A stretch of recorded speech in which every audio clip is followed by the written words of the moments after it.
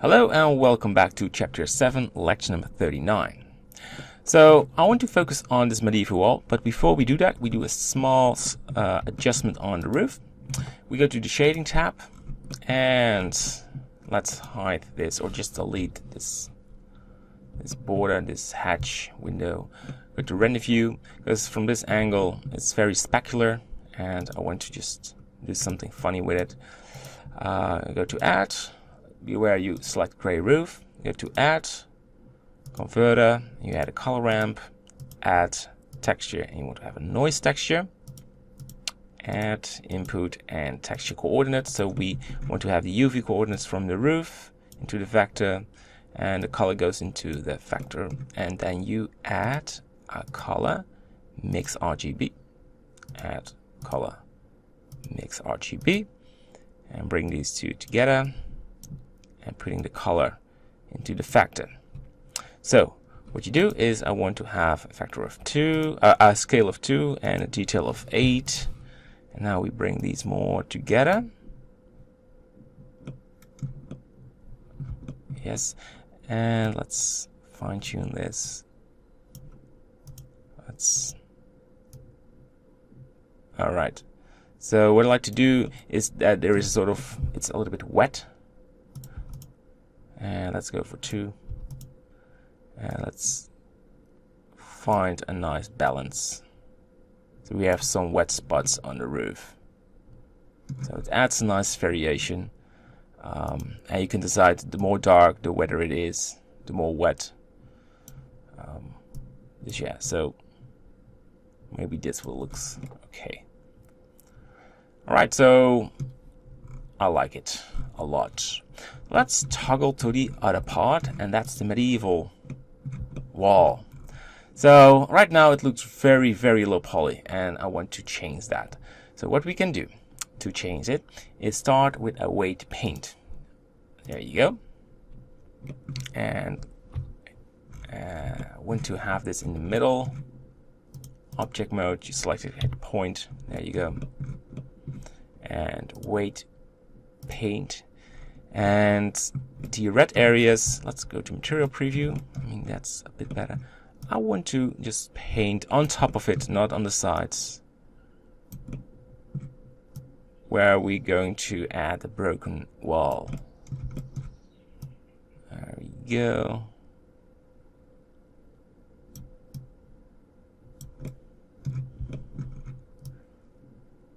Yes. So slightly on the sides, but not everywhere. Great. And this area as well, because that's the sort of entrance tower. That should be covered with broken bricks as well. Good.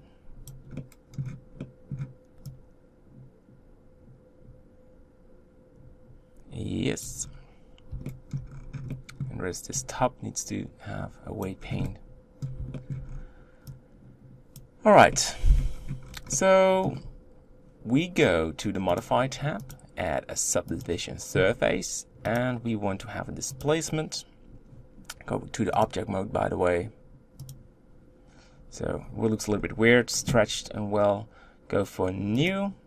We go to the Texture tab and open it, and we go to Castle Brick 07, open it, and we go to Modify tab. We want to go change to UV, and having a strength of 4. Control A, rotation the scale, just to be aware. Mid-level of 0.02. Go to the solid view. We want to have the group on it. And this depends on your computer. If you have a very low end system, you go for a value of 2. If it's, first let's have the UV map selected. If you have a mid-range computer, you go for 3. And if you have this very powerful computer, you want to have a value of 4. Alright, so now when we go to the render view, you can see it looks rough and broken. Exactly what we want. So looking good to me. I think you can even go for a value of 5 for the powerful systems. Depends a little bit on your remesh resolution. Okay, this is really going to hit your computer. So let's keep 4 for now.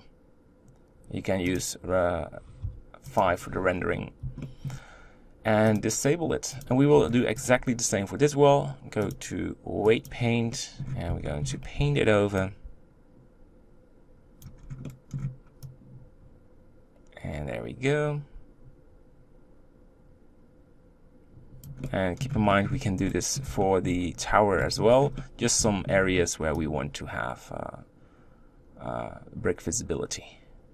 And yes, this will slow down the rendering, but we're making a CG scene, so we can use all the power we have in our system without thinking about frame rate. When we go real time, we have to think about every vertice we add, but right now we can just boost the performance. Alright, so slightly on this area as well.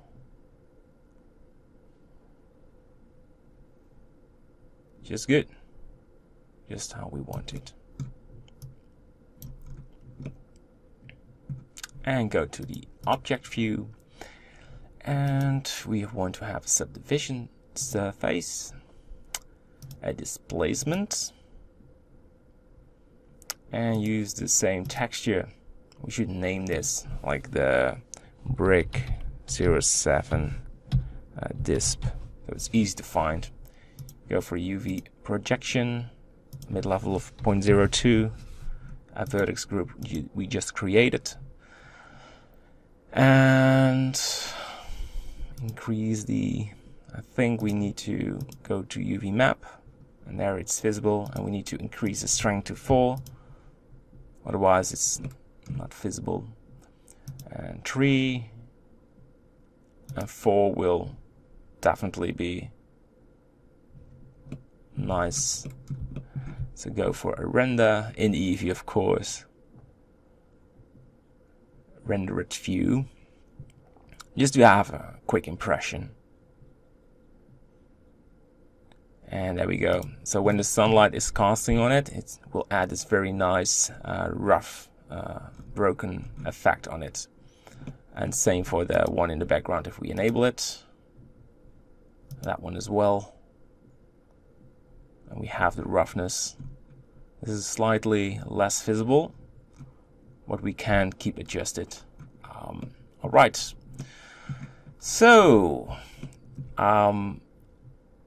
what we're going to do in the next lecture is focusing on small fixes and merging the castle with the terrain. Doesn't mean we're finished with the castle, but I slowly want to integrate this in our environment scene. So it's not a very hard transition when we have the terrain and we then import in the final part of the castle and it looks not as we expected. We slowly work on it so it's going to blend better. So that's what I'm trying to learn you. Alright, so thanks for watching and see you in the next lecture. Bye bye.